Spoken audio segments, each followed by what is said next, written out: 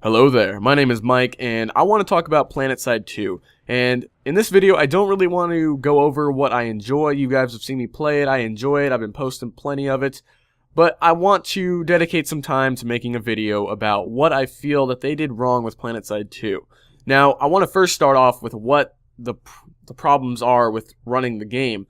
Now, the load times are terrible. They take forever to boot up. When you start the game, before you even see the menu screen, it takes half a minute to a minute to just get to the menu screen. And then when you jump into the game, it can take maybe even longer. And I understand because it's an MMO, it's a huge open world, there's hundreds of people playing at once, and that's completely understandable. I understand that it's going to take a while to load.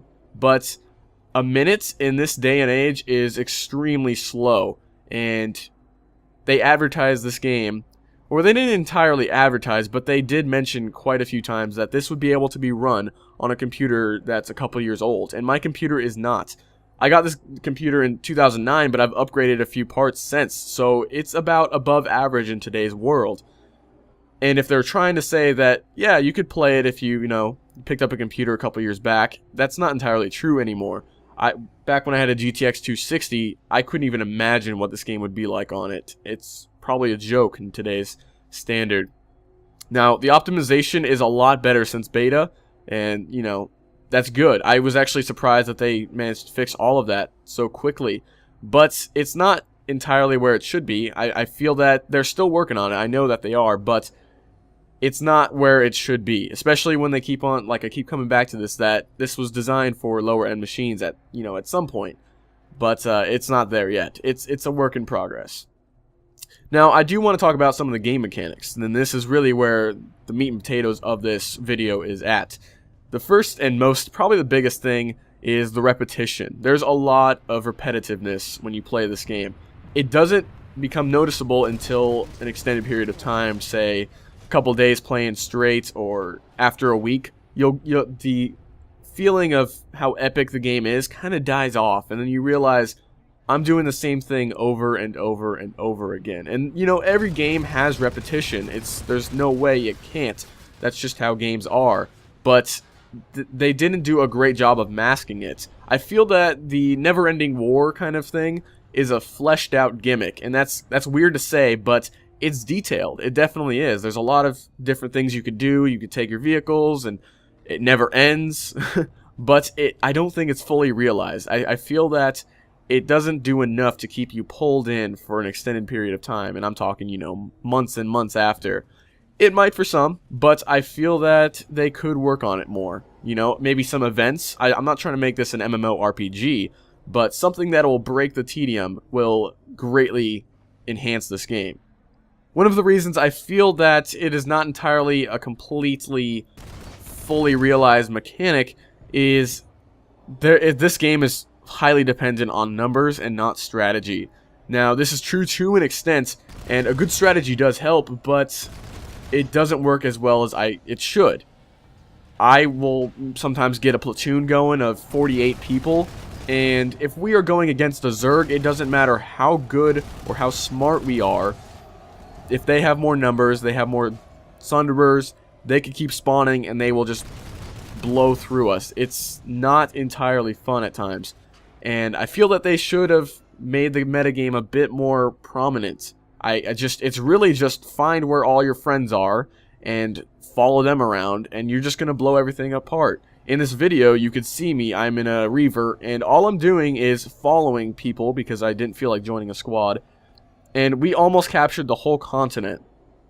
There was no strategy at all. We were just going in one direction and hoping for the best. And it worked because we had 60% of the population on Essemer, and the people we were fighting, the Vanu, had 20%. The TR was like at 6.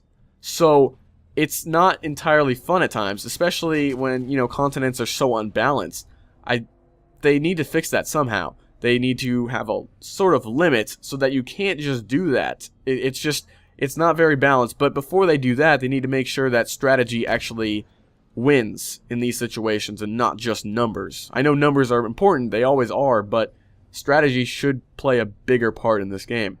Something else that really irked me was the lack of weapon variety in this game. When you look at the guns, they all look really, really similar, to the point where it's almost like they're the exact same thing with just a few little changes.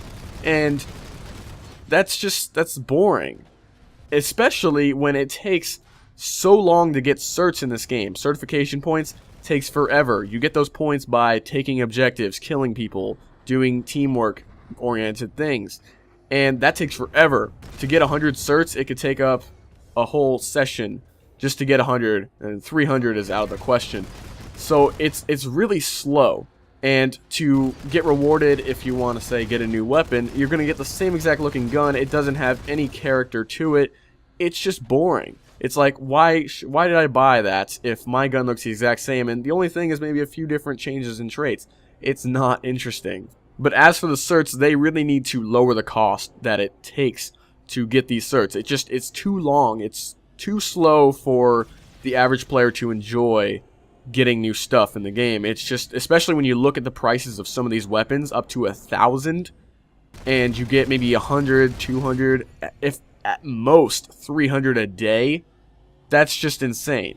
That takes forever. And that, oh yeah, you can do that in a couple of days, but then you also look at the other stuff you need for your tank, for example, and you'll see it adding up. You just need, I need this, and then I need that, and if I don't have this, then I can't do as good, and it's not enjoyable. They need to at least lower it to 100, maybe 150, just a small amount. It doesn't have to be much, because I understand that it's an MMO, and they need to keep players playing, but they need to lower it a little bit. Back when I was trying to learn how to fly a Reaver, it took forever. Like I said in my guide, it took me 3 to 4 days to get my first kill, and every single day I would just log on and go fly. The problem with that is that every time I blew up, because it's inevitable when you're first starting out that you're going to screw up at some point, it just happens, you have to wait 20 minutes for another plane. You do that enough times, and you're going to be faced with a resource problem, where you can't spawn another one for hours on end until your team can get enough resources. And it's okay that they do that, because they are trying to promote a variety in gameplay, but at the same time, they don't let newbies try out different vehicles, because they're just going to get shut down every single time.